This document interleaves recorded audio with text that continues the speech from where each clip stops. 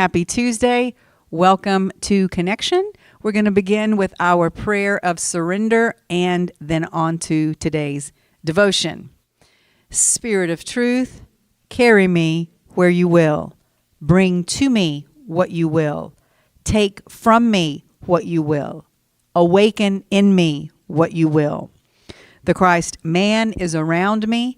The Christ mind is in me. The Christ power flows through me, and the Christ mystery exists as me. I believe it, I perceive it, and now I receive it. I am surrendered. Amen. And so it is. Okay, our devotion this morning is called Always Divine, and here is the affirmation. I know that I am divine and that my words hold power. I will use my words for healing and not for destruction. All right, I love this particular devotion. It says in Mark 11, in the Bible, the New Testament, there is a story of Jesus cursing a fig tree because it was not bearing fruit. He and his disciples had been traveling from town to town and were tired and hungry. When they came upon the tree and Jesus saw there were no figs for them to eat, he got upset. So he commanded the tree to die. This was the human side of Jesus. It could be argued that he could just as easily have commanded figs to appear on the tree's branches, and they would have. This wouldn't have been at all out of the realm of possibility for a man who had just fed 5,000 people with 2 fish and 5 loaves of bread. But he didn't. He chose to operate out of his lower nature and curse the tree instead. If he had been operating from his higher nature, he would have healed the tree. Just like Jesus, we all have the choice to either curse or heal with our words, to operate from our higher or lower nature. This story shows us that even when Jesus spoke from his humanity, his words still had power, and so do ours. That's why it's important for us to be mindful of what we speak, always, because even when we're speaking out of our human emotions, the divine within us is still divine. All right, and here's our ending prayer. Source of divinity, help me to understand and to honor the power of my own words today. Help me to use them to heal rather than curse, and let me always follow my higher nature. Amen. So that was an interesting one. Some people get uncomfortable when you talk about the humanity of Jesus, but if the Bible is true, it says he came here to experience what it was like to be a human. He said he was tempted in all points like as we are. And sometimes he passed the test and sometimes he didn't pass the test. And that makes some people very uncomfortable to think about that Jesus ever did anything from his lower nature. But we know if we read the Bible that he did. So that devotion was actually a great setup for what we'll be talking about today.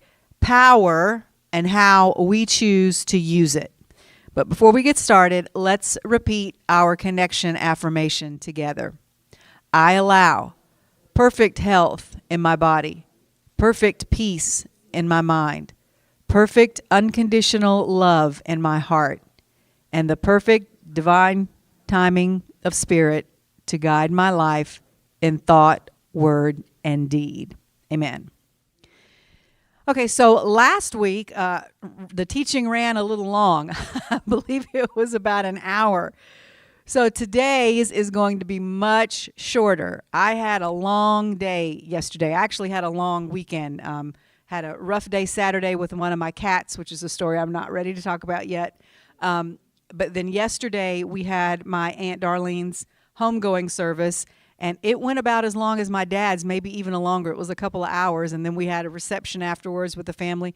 So by the time I got home, I was pretty exhausted.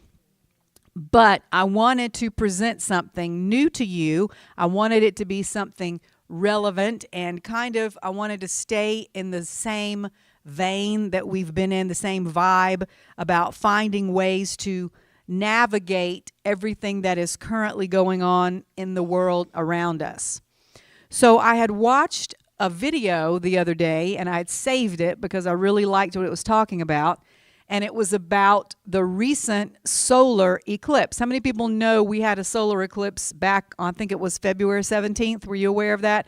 I don't think we saw it very well in the United States, but it was a solar eclipse. And so that's what this video was about. It was a guy who was an astrologer talking. And so please don't get offended or thrown off by the language that is being, it's not profanity, not that kind of bad language, but just the language of astrology.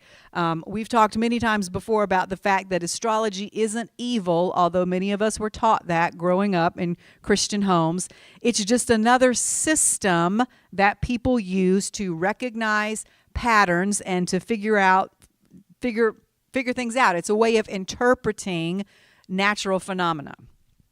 So this eclipse that he's talking about has already happened, like I said, a couple weeks ago, although the video was made before it happened. But the message of it is universal, and the questions it asks and the principles that it offers are timeless. So without further ado, let's go now to some thought-provoking material by a man named Brian Coulter. And again, as I said, he is speaking specifically about a solar eclipse, but in more general terms, he's talking about the choices we make when we feel a strong surge of power and we want to do something with it, whether it's anger or joy or sadness. Whenever we have a strong surge of emotion, that energy provides power even in your physical body. So he's talking here about the choices we have when we feel that urge to do something with what we feel. What is our choice going to be? When we're inspired to act, how do we manage that inspiration or that power surge appropriately? Here's what he says. This eclipse is Aquarian rebellion. Okay, so this particular eclipse, every eclipse happens in a certain sign. This particular sign that this one was in was Aquarius. So he's talking a lot about, he's describing things as Aquarian. So he says, this eclipse is Aquarian rebellion, but it's not rebellion for the sake of chaos. It is rebellion as medicine.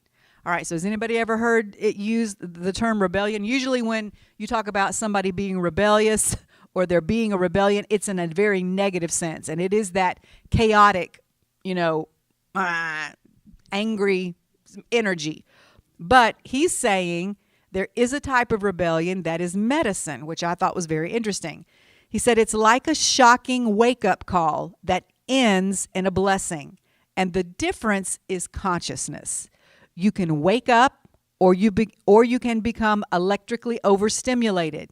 It's the same voltage, different outcomes. All right. So he's saying you can feel this energy and let it wake you up and see something you need to see and act appropriately, or you can just let it overstimulate you and become chaotic. Aquarius has two primary expressions, and this eclipse amplifies both. Higher Aquarius is love-based rebellion. Again, that might sound strange to our ears, love-based rebellion. But he said this is rebellion as evolution. It says, I refuse to cooperate with what degrades life. I refuse to normalize what is rotten. I want freedom, but I want it with dignity. I want truth, but I want it without losing my humanity. I love that whole paragraph. All right, so he says this is the rebel who becomes the builder, the reformer, the liberator. Okay, so we could make the argument that Martin Luther was the leader of a rebellion. He stood up against the Catholic Church, and he said, again, like that paragraph just said, he refused to normalize something that was degrading. He refused to cooperate with something that was rotten. Okay, so and so it caused him to reform something rather than just, well, I'm getting ahead of myself. Okay, so then he talks about the other side. Shadow or lower Aquarius manifests as ego-based rebellion. This is rebellion as reaction. It says, I hate the system, I hate the people in charge, so I'm going to burn it all down. So that's the difference in these two types of rebellion. One is productive energy, and the other one is unproductive, destructive energy. He says this is often accompanied by emotional detachment, cold aggression, and dehumanization. All right, so let's stop here for a minute. He's describing a lower and a higher octave of an experience, like we've talked about before.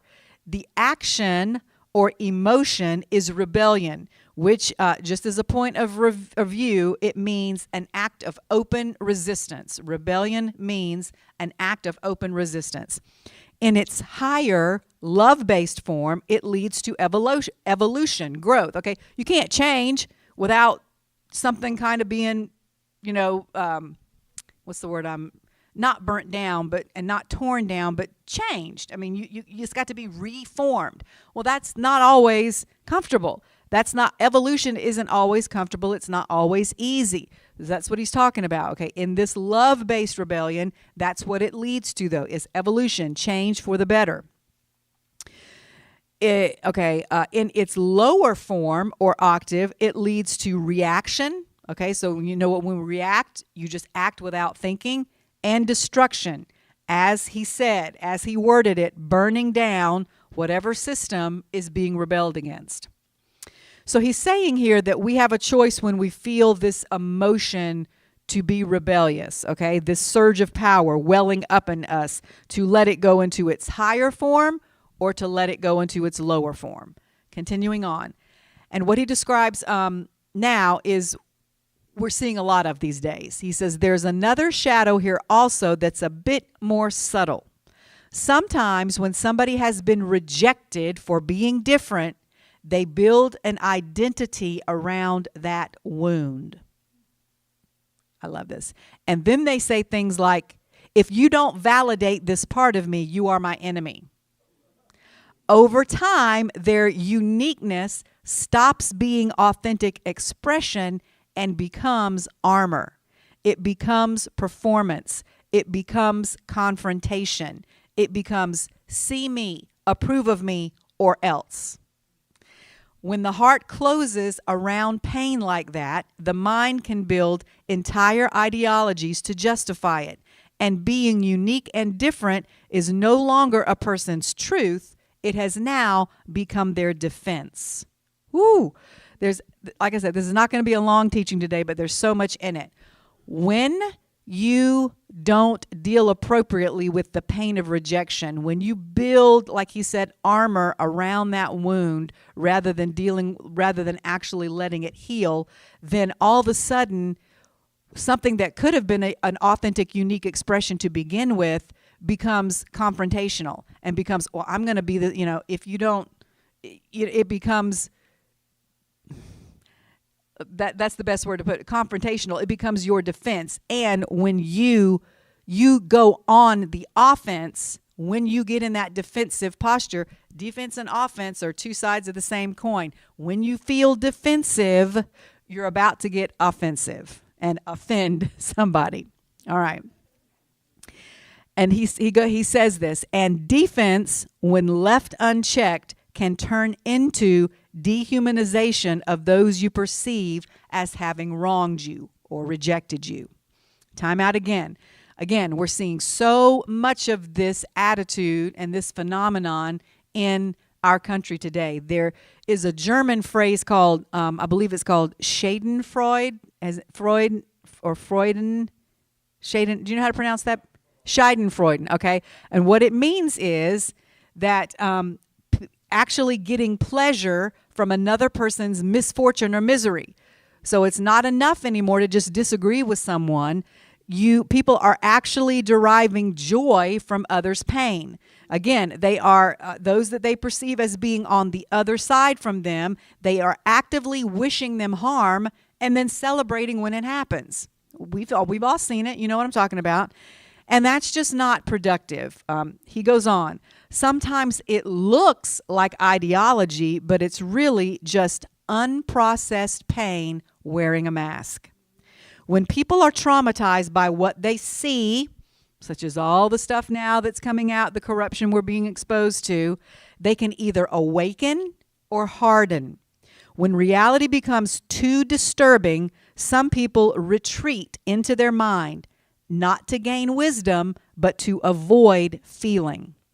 So, in other words, their heart shuts down, or they actively shut their heart down, but they begin to live up here in the mental realm only, and they're not getting any input from their heart anymore. And that's what he says. That leads to them being able to just dehumanize other people who they view as their enemy. This eclipse can trigger the desire for liberation, but also the temptation to become numb, cynical, and cruel. And that's why remaining conscious matters, because the eclipse itself is not good or bad. It's power. It's voltage. All right. So again, he's talking about the eclipse. We could be talking about anything. Anything that is powerful. Power is neutral.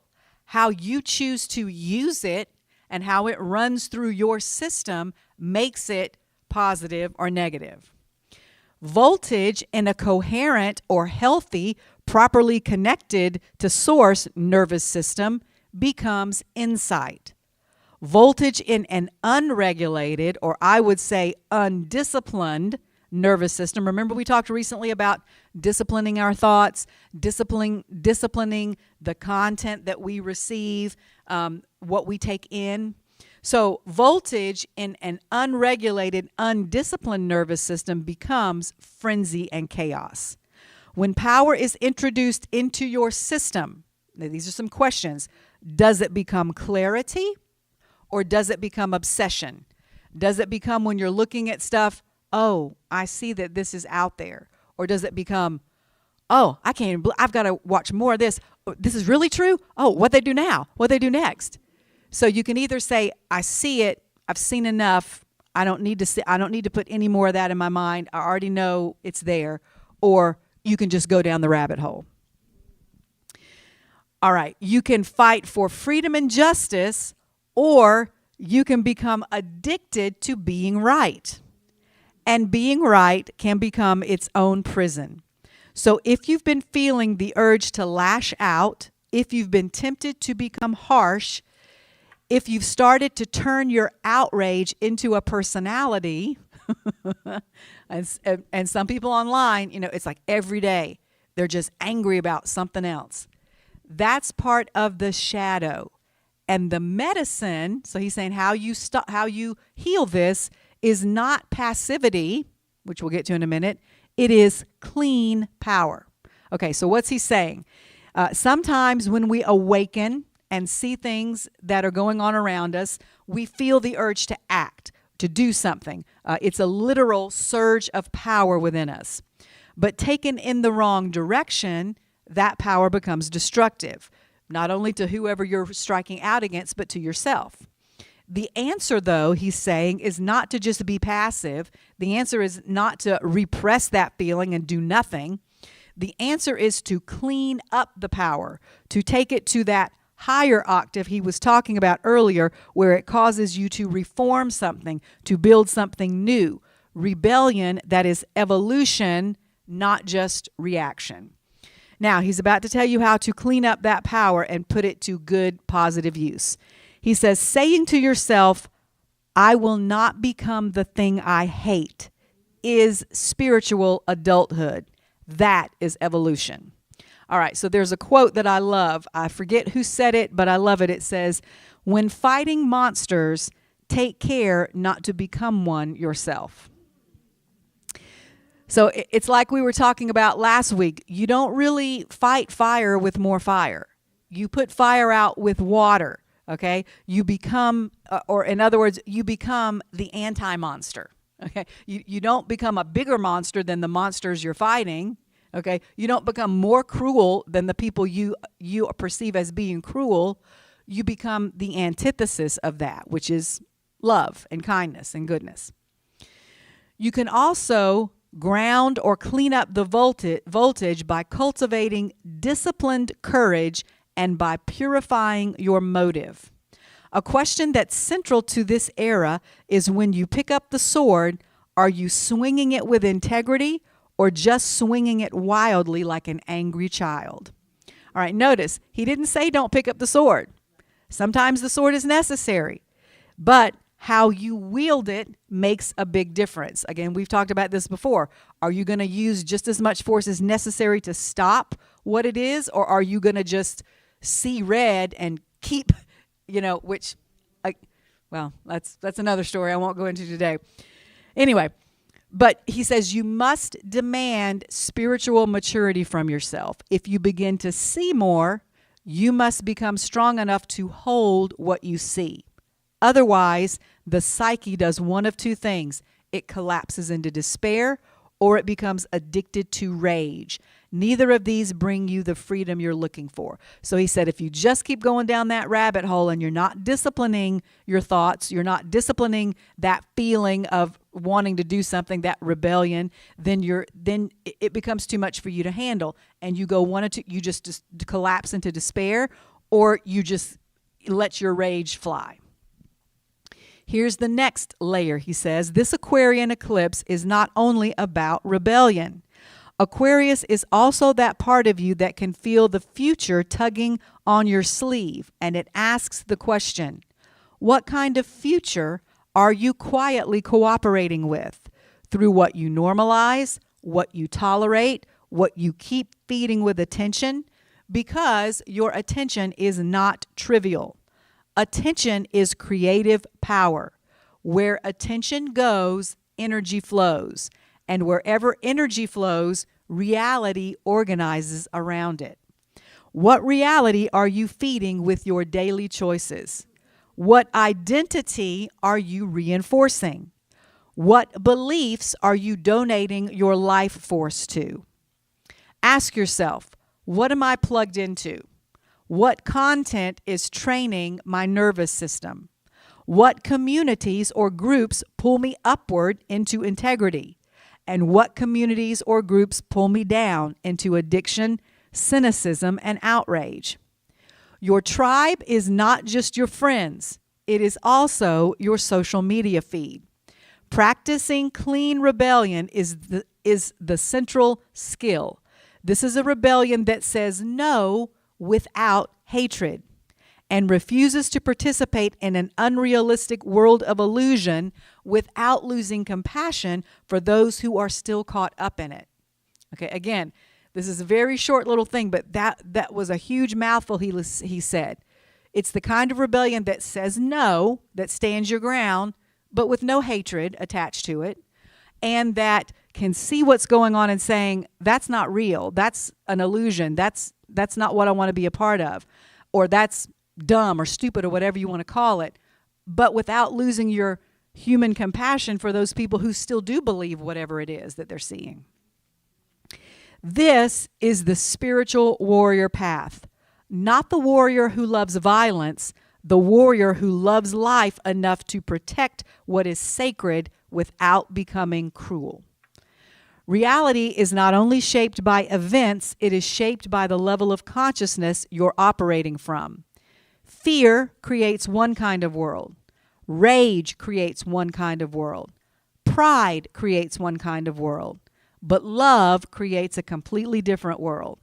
Again, where your attention goes, energy flows. And wherever that energy flows, reality organizes itself around it. So every day, whether you realize it or not, you are contributing to the collective atmosphere. You're not just watching history, you are participating in it. This eclipse isn't asking you to predict the future. It's asking you to choose what kind of person you'll be in the future that's arriving. Will you become more reactive or more coherent? More cynical or more courageous? More outraged or more devoted to the truth? The whole world is being electrified right now, and electricity in the hands of an unconscious person burns the house to the ground. But electricity in the hands of a conscious person provides the power for a new world. This can be the moment you stop outsourcing your power and start living from the inside out. maybe not perfectly, but consistently. This is how you expand your consciousness. And so that's the end of Mr. Coulter's talk. And to close, I just want to circle back and revisit the theme of our devotion today. We expand our consciousness simply by being aware that we are always divine. Our words and our thoughts are always powerful and creative. And that's why it's important that our choice, the choice that we make on how to use that power, is always towards the higher end and not the lower end. Amen? Amen. All right, Miss Diane is not here today. I think she's still feeling a little under the weather. We send her our good thoughts and vibrations and prayers. Benny's going to help me sing Blessed Always. Blessed always, blessed always, for the arms of God surround us. Let our joy be so triumphant that we rest in God and say Amen. Blessed always, blessed always, for the arms of God surround us.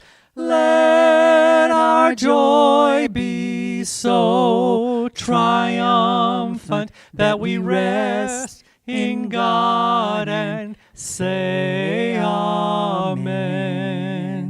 I love you. Be at peace. Have a wonderful week. We'll see you next week. And for